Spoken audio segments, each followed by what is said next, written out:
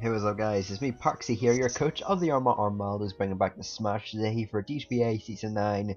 As you can see, we are actually in the playoffs for the first round, I guess. This is the quarterfinals of the playoffs. 8 people have advanced, and I am one of those fortunate 8. But if you haven't already, make sure to go check out some of the previous videos that I have uploaded again. 10 weeks of the regular season are all on this channel, and you can very easily go check them out. Here's a little bit of more help. I will have a card up right now that should direct you to the previous video, because I will be spoiling sets and obviously results from the previous match and those before. So if you don't want to get spoiled, then make sure to go check them out. I did put a lot of time and effort into those videos, so I would really appreciate it if you guys could go back and check them if you haven't already. But yeah, we are going to be playing once again against Luke. We previously played again, and I've still got the Spoink is the name, so old habits die hard, I guess. But I'm going to be playing Luke again. He was my week 3 opponent, and we had a very clutch win versus him, getting a roll with the Crobat versus Vigoroth. That ultimately caused my team a lot of well, scariness, I guess you could say. So I definitely, now that I know what kind of team he is going to hopefully try and bring versus me this time, I can be better prepared for him and his team. But of course, my team is Crobat, Azelf, Alolan Persian, Heliolisk, Zygarde 50%, Mega Scizor, Volcanion Chestnut, Sylveon, Swampert, Aurorus, and he has got a team of the 20 Therian, Latios, Omega, Lycanroc, Dusk, Electabuzz, Mienshao, Crocodile, Roserade, Vigoroth, Tapu Fini, Bronzong, and Crofragus. This is the exact same team that we both had against each other week 3, even though I made updates to my team after week 1, he made updates to his team after week 2. This is the exact same team that we've ultimately faced each other with already, so yeah, I kind of know what sets he's already brought and stuff like that, so I definitely have to make sure that I can surprise him with some of the other tech that I can bring, because otherwise I can become predictable, and then if I'm more predictable, then I'm easier to beat overall. But again, just a few things to note about his team. I've already said that's about his team, but his team really just does not appreciate Mega Scizor due to the fact that he really lost his stab fire options in a little Marowak with the Flare Blitz, so really there's very few options he has. I don't believe any Pokemon on his team can actually Oko Mega Scizor. 20th Therian might be able to with Heat Wave depending on its set, but the point still remains that Mega Scizor really does just annoy his team, being able to pretty much take any hit from his Pokemon, just again due to the fact that he has no stab options. Again, the speed tiers between the Tapu Fini and the Bronzong is absolutely insanity, or absolutely insane. It's absolute insanity, whatever, because that is a ginormous 50 speed difference. And if you look at my team, like about 6 members of my team are between 85 to 33, so that means that I have pretty much no reason to run speed on any of these Pokemon. I can outspeed the Bronzong and Crofragus, which are slower, and they can still invest bulk, just basically to maybe take a hit or two. That might come into use, but again, I'm not really going to spend too much time on this team since I already have in the week 3 battle, so I'm just going to get into it. So previously, I went for a Mega Scizor win, and I'm going to go with that again, with this Mega Scizor just with Bullet Punch and Knockoff as my coverage, and then Rooster's Sword Stance. Again, he really just does not appreciate priority Bullet Punch. A +2 and with Stealth Rock, so I can pretty much Oko the entirety of his team. Of course, if we bring something like the Vigoroth again, that's going to be a little bit annoying to take care of, but the fact still remains that Mega Scizor just completely destroys him. Now, I'm not really certain if I want to use this as my win con. I definitely have several win cons this game, just because I want to abuse the fact, like I said in the previous week 3 battle, he just does not have reliable recovery on this team. Previously I tried to abuse that by bringing Aurorus and Heal, but spoilers, I'm not going to be bringing Aurorus into this battle. I know that a lot of people are going to be upset by that, but Heal it's good at negating leftovers, but I feel like there's better options to be able to break such a team that really just does not have recovery whatsoever. So my Mega Scizor just got max HP again, not pressure to run a speed and max attack, and we're just running some a bulky setup sweeper. with the roost if we do need it. So yeah, just a really good option in the late game, and I do have some breakers to accommodate that. Again, I can flip it as well, where Mega Scizor can accommodate the other breakers on my team, since I have a really good option that I fortunately did not bring Virtue's League the first time we played, so I can keep those cards close to my chest, and hopefully that will ultimately allow me to secure this victory. As the next member of my team is going to be a Alolan Persian, but this is a fun one. So basically this is a nasty plot Alolan Persian, much like the one I brought versus Dave, except this time this Alolan Persian is multi-functioning. I can use a Z nasty plot if I want, if he does have something like a crocodile that's going to go for taunt, and then I can go for the Z nasty plot if I really need the setup. I can of course use Z Darkinium Dark Pulse as a nuke versus team, which is going to be the most likely, since +2 Darkinium Z pretty much gets a kill with it being added on to Dark Pulse. Just the power it produces is insane. Honestly, to be honest, I just thought I was going to bring Alolan Persian as a bulky pivot throughout the season. I didn't actually think that it was going to have much utility as a nasty plot sweeper, but I have been wrong versus the DFL, and hopefully this Alolan Persian proves me wrong again. We've got Thunderbolt, because with Thunderbolt we can 2KO the Tapu Fini with Stealth Rocks up, of course depending on its stats, but also the Darkinium Z can be used for Z parting shots, so I always have that utility with my Alolan Persian. And so if, for example, something like my Mega Scizor gets too weakened and I can't switch it in, since it might be only at 20% and I know my opponent's going for an attacking move, I can always go for the Z parting shot, drop their attack and special attack, and then get in my Mega Scizor, and then maybe go for the sweep that way. But ultimately, Alolan Persian's really good versus this team. He's only got one Pokemon that can outspeed this, and the 20 is Therian, and even then, it can't really knock me out with any one hit. It kind of has to go for a U-turn, then a full power Hurricane as well. That just basically means that Alolan Persian should be able to go about 2 for 1 in this game at the worst case scenario. If not, well, the best case scenario is I can get rid of the 20th early on with some of the other options that I have on my team, meaning that my Alolan Persian will be able to outspeed the entirety of his team, and then just fire off Stab and Thunderbolt, and hopefully just win this game. So again, that's a really good breaker for the Mega Scizor. Ultimately, this entire game plan is going to be making sure that Tapu Fini is weakened, since it is such a roadblock for the entirety of my team, due to the fact that he really doesn't have any Wish Passers, and I don't even believe you can use Rest in Misty Terrain. The Tapu Fini is going to be, it's going to be my A plan to get rid of the Tapu Fini, or weaken it to the point where it just can't take the hits it's supposed to, since Tapu Fini is going to be so insanely pressured. And that's kind of been my whole philosophy in these games, is that I really want to make sure that I had Pokemon that require similar switch-ins. Again, it's the reason I drafted Zygarde and Mega Scizor. What Pokemon come in on Zygarde and Mega Scizor are bulky water types, so if I can pressure one of them with a Choice Band Zygarde, and then get them down to about 40%, then that means that my Mega Scizor at +2 should be able to pick up the reins and ultimately go for the sweep. And it's just because of that synergy and constantly pressuring the same switch-ins that I feel like my team has been so successful this season. But the next Pokemon on my team, I kind of spoiled it, is a Choice Band Zygarde. Now previously I brought a Groundinium Z Lure variant for the Tapu Fini to weaken it down into range of my Scizor.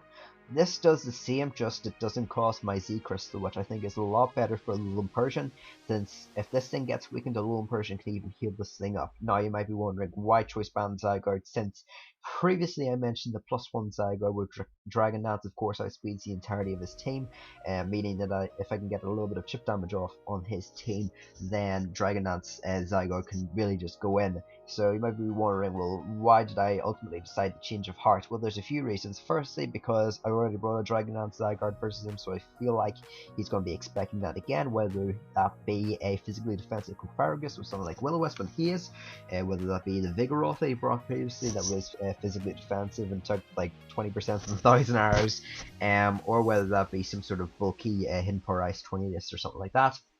He's gonna probably try and bring something for my Dragon Dance Zygarde to try and stop it. So instead of making Zygarde the win con, I just want to use it as a breaker. I want to bring Crunch, because it ultimately allows me to hit things like the Cofaragus and the Bronzong a little bit harder, even though Bronzong still hit super effectively with 1000 hours, but that was mainly just there for the Fergus, I believe, since it should 3-shot that. And then I've got Dragon Tail. Dragon Tail is really important because previously he used Vigoroth as setup fodder for Zygarde. But what I'm hoping to do is that if he does bring the Vigoroth, which I don't think he does bring, I think the Vigoroth was a one-time bring where he got his jokes out of it, he got his laugh, he said, haha, I nearly beat you with the Vigoroth. And he honestly blew me away with it, but I don't think that it's going to have that shock factor versus me again. But nonetheless, I still have to bring something for it, so if he is going to start setting up with a bulk up Vigoroth, I can easily go out into the Zygarde, which is very bulky, as you can see, and should be able to take any variety of hits that the Vigoroth can go for, since it's not going to likely be attack infested, and then I can just Dragon Tail it out, maybe get in something else that can take some hazard damage, who knows. Then I've got Extreme Speed, just for in emergency situations, picking something like the Torrent Therian down into range of my Mega Scizor Bullet Punch, and just being able to chip down things like the Mega Latios as well. And finally 1000 Arrows, an extremely good spammable move versus his team, as again the entirety of his team cannot take this 1000 Arrows, as his grass type is Roserade. Of course I can knock his flying types and levitators out of the sky. That was his main strategy to overcome ground types, is just draft a lot of flying types. He's got Tornadus, he's got Mega Latios, he's got Bronzong, so all those Pokemon in 99% of situations can respond to ground type attacks well, but fortunately I have one of the very few ground types that can actually abuse that factor. So Zygarde is great, and it's just a really good breaker versus this team in my opinion. As next up is my Swampert, and I absolutely love this set. I believe I came up with this set myself. I know I was speaking to Haz a lot, and then I was talking to JJ as well just before the battle. He was kind of my yes man. He was like, yeah, you go bro, I suddenly love your team now, it's the best, I'm sorry for insulting you so much. He didn't say that, but you know, I read between the lines. Don't worry, JJ, I got you. So this is kind of like my, in quotation marks, Mamo-Pert. This is going to be bulky, it can take a hit, and it can deal a lot of damage. Now, I did originally want to run Choice Band. The upside of Choice Band is that it OHKOs Tornadus Therian with the expected HP investment that I expected to bring. So Ice Punch can just straight up OHKO that, as I do expect him to be his lead, and I can lead this thing off as well and just get the surprise OHKO. However, if I do that, then Vigoroth can be an issue. If I lock into something like Earthquake versus the Tapu Fini, then Bronzong can come in, set up Stealth Rocks for free, and that's something that I don't really want. So I decided to swap out the OHKO potential with the more versatile option in Life Orb, meaning that I can still get out a lot of power in my moves, just that I won't be able to pick up as many OHKOs. But still important, because with Stealth Rocks up, Ice Punch is able to OHKO Tornadus. It does about 79% minimum to my knowledge, and also it can 2IQ Mega Latios, so it still has some very good uses as well. Waterfall is also able to do a lot to the likes of Bronzong, and also Earthquake can do about that's also something I forgot to say about the Zygarde. Zygarde can do about 35% the Tapu Fini with 1000 Arrows, and that is incredible damage again for my Alolan Persian, my Mega Scizor, and something else that I'll get to in a bit. But yeah, this thing can also fire off Earthquakes that do about 25-30%, and again, to a thing that has really no reliable recovery, its only recovery is going to be leftovers in this game. Getting that chip damage off is going to be essential to my win. And then I got Stealth Rocks. There was no other Stealth Rocker that I could bring versus this game, so I just decided to slap on Stealth Rocks. Swampert had a fourth move open anyway, so I just decided, you know what, I'll put Stealth Rocks on it. I might be able to set it up versus something like the Vigoroth if needs be, or the Bronzong, or the Fergus, or something like that. So yeah, I've ultimately got just a really powerful Swampert that can break his team a lot, and I've never brought a offensive Swampert throughout these 11 games that I've played, so I think he's just going to be expecting me to bring the same old physically defensive Swampert that is going to set up Stealth Rocks, maybe fire off a Toxic and do things like that. I do not think that he's going to be expecting the firepower that this thing can produce versus his team, because it's actually very good at being able to weaken his team, and hopefully I can execute that in the battle. The next member of my team is going to be, of course, Sylveon. Now, due to the fact that Swampert is going to be offensive and pretty much the entirety of my team is more offensively based, I need a really good wall versus him, and this Pokemon can do that. It pretty much is tasked with taking on half of his team defensively. It's just going to respond to so many mons so well. It can take on the Crocodile, the Mega Latios, the Tornadus, as long as it's not Z Iron Tail or something like that. It can take on the Mienshao. It can take on sort of the Tapu Fini. It can sort of 1v1 it, and that's why I have the Calm Mind, because if he is going to try and send in Tapu Fini, maybe get off some leftovers recovery, maybe to defog on my Sylveon, I'm going to make sure that I'm really going to be able to pressure that by setting up Calm Minds on it. And if I set up enough Calm Minds, that really means that the Rosary can't actually be able to break this Sylveon, so Sylveon could get a sort of mini sweep. But basically, Calm Mind was just there so I could pressure the Tapu Fini. So even then, versus the Tapu Fini, this thing that still is a wall versus this team is going to be very, very bulky, very slow. It's still going to be able to pressure it and make sure it's not going to be able to get up to a good amount of health. As I can see him maybe trying to get in Tapu Fini versus my Sylveon to try and get a few leftover recovery rounds to try and heal it back up. But again, I've got the Protect and the Wish, maybe get a Wish into my little person, maybe the Zygarde, something like that. And then I also just have Hybrid Voice, which is really strong, good stab versus this team, prevents things like Substitute Mega Latios being a threat versus me as well. And I have got Physically Defensive Investment again for the Crocodile and for things like Dragonlance, Latios, and the Mienshao. So with all those taken into consideration, the final member of my team, and what I'm hoping will either be, it's either going to be my breaker for the Mega Scizor, or it's going to be my Wincon. I think it's a little bit more reliable for Wincon, just due to the fact that I have never really brought it like this. This Pokemon in this way before, and I don't think I brought this Pokemon versus him in my previous battle, but it is going to be my Crobat. This is a really good breaker versus this team. Actually, Wincon as well, it can be. With the Life Orb, I have got a Nasty Plot 2 attacks variant. Again, very similar coverage to the Alolan Persian. I've got Stab in my Air Slash, and then I've got Dark Pulse that can hit the Bronzong and the Electabuzz that might be able to take the hit from its Fly Stab. Obviously, those are the only two. Well, he also has Lycan Rock Dust, but that still is going to be able to take. I'm pretty sure it's O-Code after Stealth Rocks from a +2 Dark Pulse. But yeah, this Pokemon outspeeds the entirety of his team, and really he does not have much of this Pokemon at +2. I mean, the only thing that he has is Tapu Fini, and still that's going to be taken about 70, upwards of 70%. And with of course my Zygarde being able to pressure it, as well as my Alolan Person, my Mega Scizor, my Swampert, my Sylveon, just my entirety of my team is there to pressure the Tapu Fini, so something can eventually break it down and go for the win. And yeah, just outspeeds his team. Really good Pokemon with the Roost for recovery in case I do have to set up with something like a Life Orb, Extra Sensory, Rose Rate, and again just really provides a nice response to Rose Rate's dual stabs that otherwise is very threatening versus my team.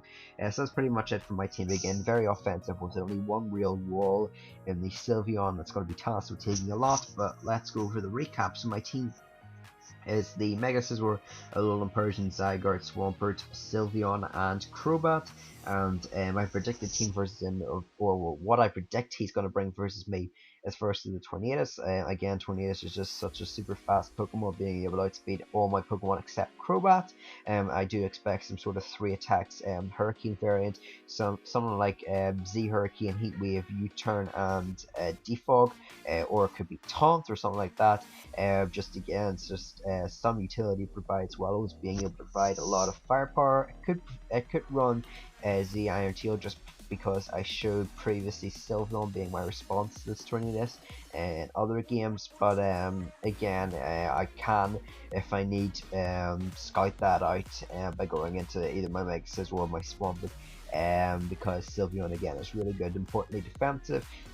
His next Pokemon I expect him to bring is the Mega Latios. Again, Mega Latios with Mega Latios with the combination of Psyshock and Hidden Power Fire with Calm Mind and Roost. It just completely destroys my team, and I really don't think that it got the opportunity to shine versus me previously.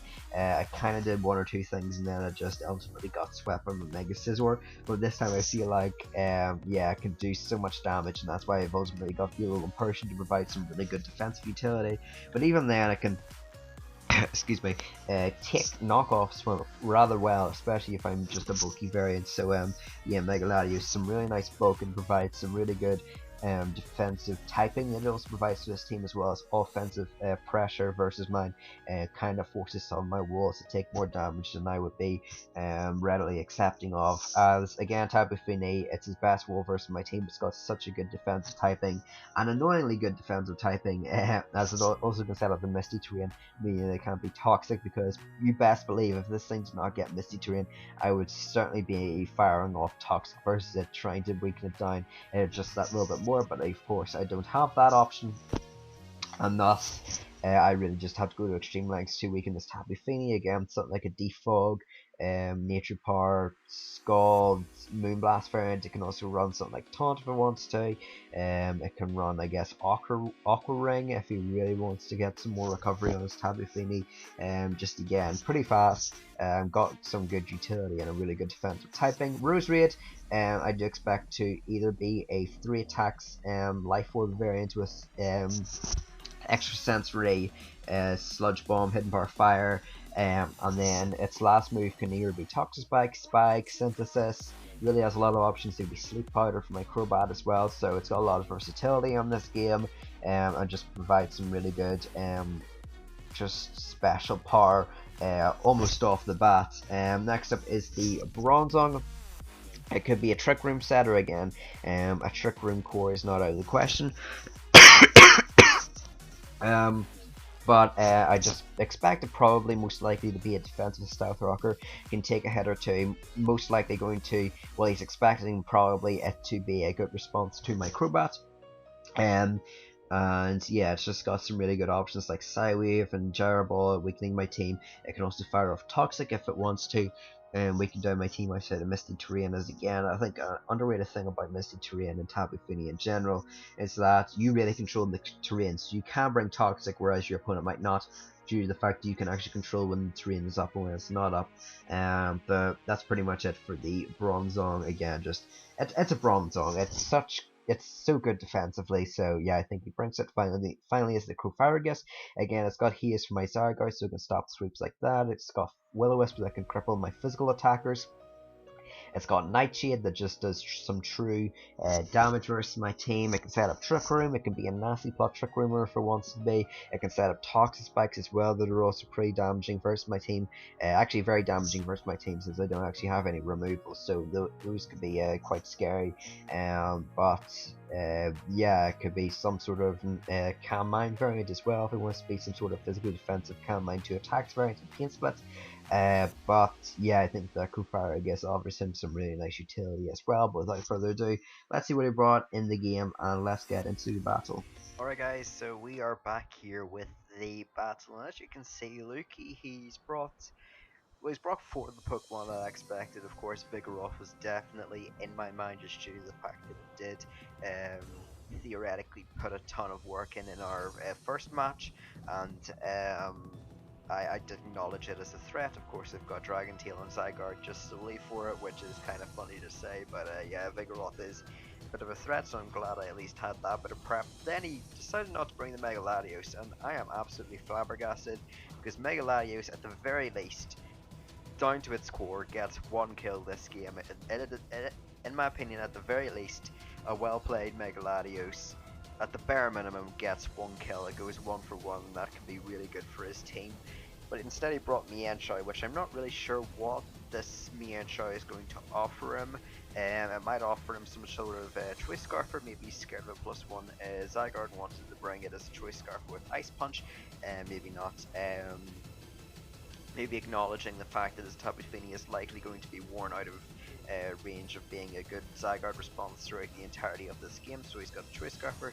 That might be something. He might also be some sort of just substitute variant. He could also be Calm Mind if he wants to be, to try and maybe be a lure for my Sylveon, so that his Tornadus does a better job.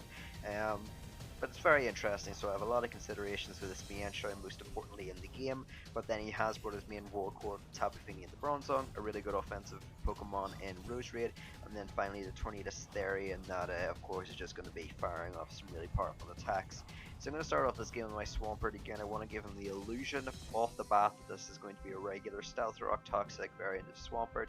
and hopefully lure something like the Tornadus or even the Roserade, which should, depending on its set, be OHKO'd by the Ice Punch.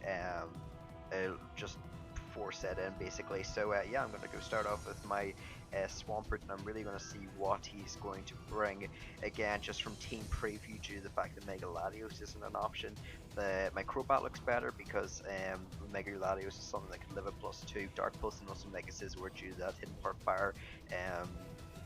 Due to the fact that it won't have Hidden Part Fire is going to help a lot. So he goes for the taunt here, likely expecting my Stealth Rocks, but no, I'm going to fire off an Ice Punch and do a ton. And I'm really upset I did not bring Choice Band once again, because that would have been a turn 1 dead Tornadus. But I'm going to follow up with a Waterfall, expecting him not to pull the switch out into his Roserade and instead into his Bronzong, his only Ice Resist, and that is going to be huge because that damage means it is now put itself most likely into range of a +2 Dark Pulse from my Crobat, and that my team really do, with a bit of damage on the Finny, can start going for the Crobat sweep. So again, I'm going to fire off another Waterfall.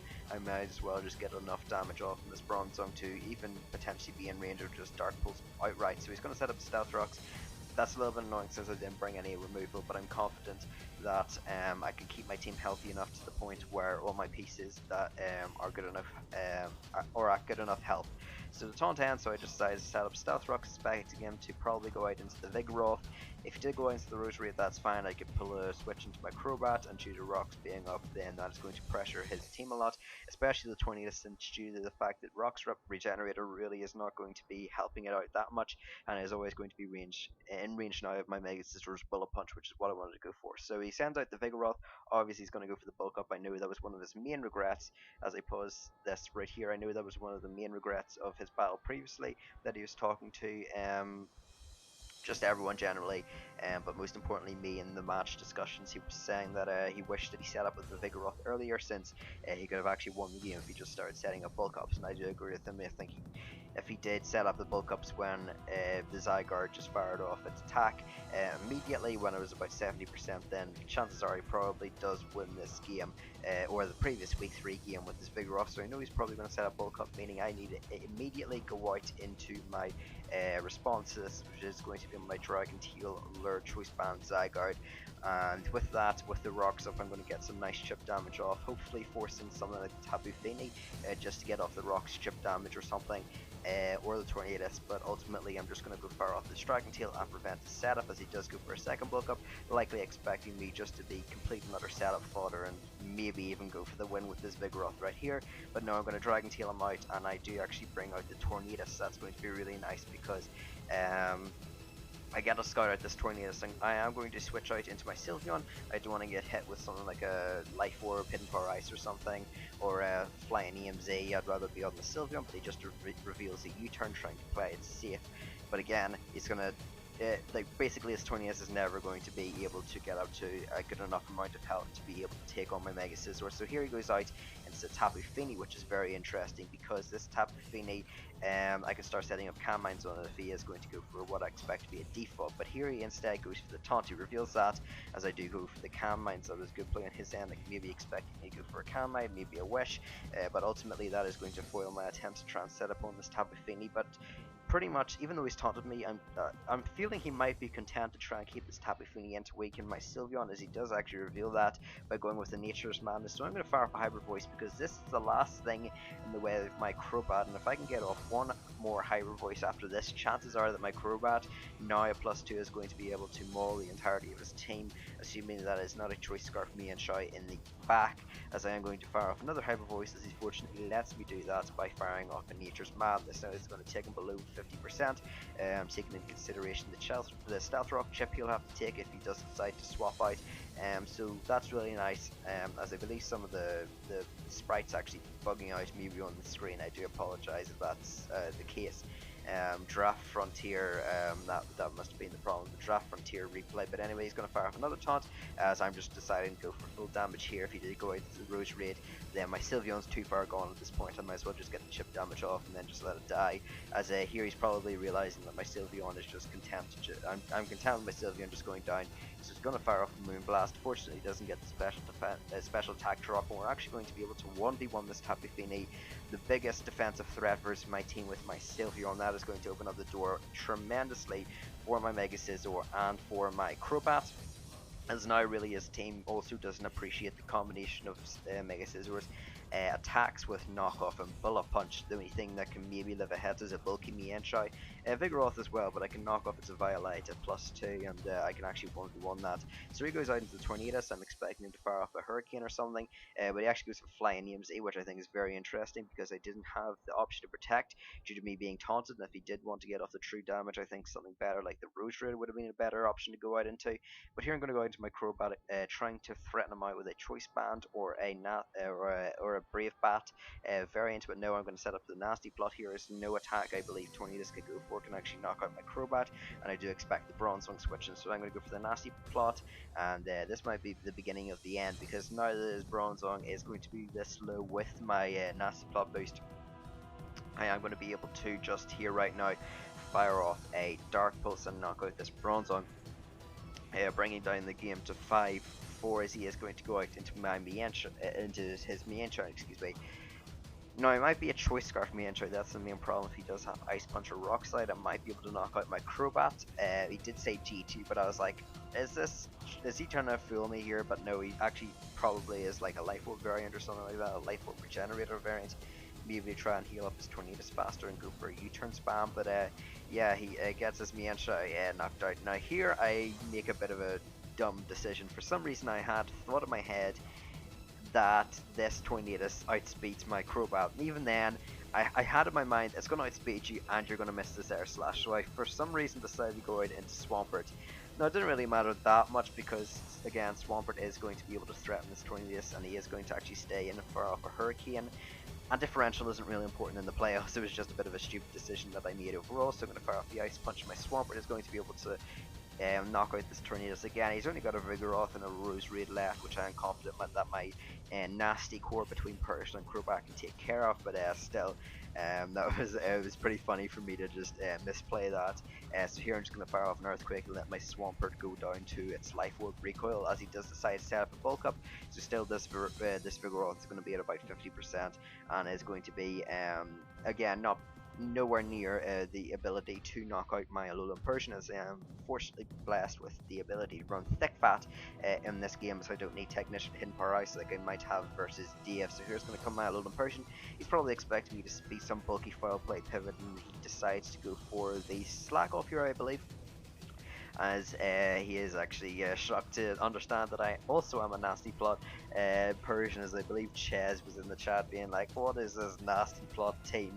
Yeah, I'm just going to surround myself with Z-Power, fire off the Dark EMZ, Dark Pulse, and is going to be able to completely destroy the Vigoroth. And now with my Crobat safely secured in the back, there is no way that this Rose Raid will be able to beat the rest of my team, as a potential Sleep Powder Hidden Power Fire variant, if my Crobat did miss the Air Slash, would have been able to do a lot versus my team. Is here going to fire off the Dark Pulse. It's not even going to get the opportunity to fire off a Sleep Powder if it did have it, because he is unfortunately going to get flinched here. So again, I'm just going to fire off one final Dark Pulse, and your Armaldus are going to make it to the semi-finals of the DGBA Season 9. Very good game to my opponent, Luke. I feel like he could have maybe been a bit more creative with his prep, because a lot of it is what I expected. The only thing I was a little bit unsure about was the Mienshao, and that was just because, in my opinion, it wasn't one of the better moments that he could have brought. It probably would have been the 9th best Pokemon versus my team, maybe, but also he just didn't really bring that many creative sets. I think that many of the sets were similar to what they were previously, things like I believe it was mixed defensive Bronzong, just again defensive Tapu Fini, bulk up Vigoroth, Hurricane 3 attacks Tornadus, likely offensive 3 attacks Life Orb Rose Raid, and then I don't know, some sort of Life Orb Mienshao. So it was all pretty predictable stuff, and that's why I think that I really got the jump on in this game, is because I brought so many out of the box things like Nasty Bat, like Nasty Cat, like Choice Band Dragon Tail, Zygarde, like Swampert with the Life Orb and the Earthquake, and like a Sylveon that I was willing to sacrifice to the Tapu Fini, just because even though it didn't make that much sense to weaken my responses to the Tornadus, I ultimately had in the back of my mind that I am going to be going for either the Crobat or the Mega Scizor +2 win with my team. Those were the two options, and I had mapped it out, and I felt like I was a turn ahead of Luke in this game, so I really am happy that I managed to execute the game plan to the success that I ultimately did. So thank you guys for watching this video. I don't really have much to say. I will be giving you guys the next video for my quarterfinal game next week as per usual. Again, remember it's 6 p.m. BST every single Wednesday. I do upload. If you did enjoy this video, make sure to go subscribe. It really lets me know you guys are enjoying my content. And also make sure to go leave a like, maybe even leave a comment, since I really do appreciate any comments in the videos. I know that I don't really get that many comments on my videos, but if you could, maybe you can interact with some of the people in the comments section. That'd be greatly appreciated. Don't be scared to ask me any questions about my prep or about anything just YouTube related or whatnot, because that's ultimately why I'm here. But yeah, it's really cool to see that the little Persian managed to actually once again bust out the nasty pot set and be more than just a bulky pivot that I think it's mostly renowned for. But that is going to be me. I've got a few difficulties with my laptop crashing, so I'm going to end this video here before my laptop potentially crashes. But thank you guys for watching this video, and I'll see you guys in the next one. And goodbye.